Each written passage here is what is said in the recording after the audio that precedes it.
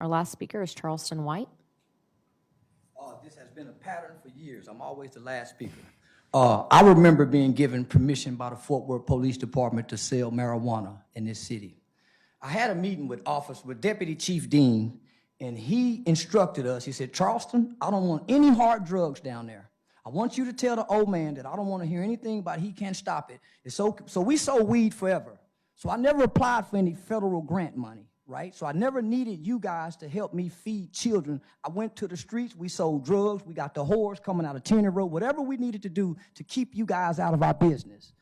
So when I get a call from Officer Charles Rogers and say, hey, can you help me get some guys that will volunteer to come into the middle school? I'm already know you guys are going to play politics, right? Because I infiltrated your police department and stole a lot of information. And so you guys try to keep me out of things, but the community keeps doing. When you guys push me down, this is what the community does. They push me right back in front of y'all faces. Now I have a national audience. So let me tell you about Officer Rogers. I was in a strip club one night, and Officer Rogers, I contacted the NAACP president. I contacted U.S. Department of Homeland Security Special Agent Keith Owens for the Human Trafficking Division, and I called Charles Rogers about 1 o'clock in the morning with music playing and strippers around me.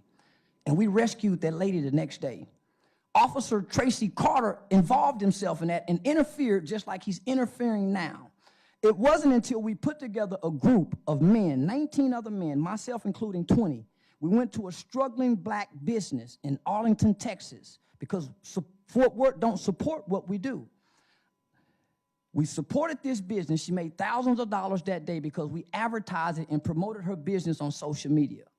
We put together a program, invited Officer Snyder, found out he's not a racist white cop. He's a Detroit boy, just works for a racist police department, so he gets a bad rap with the children.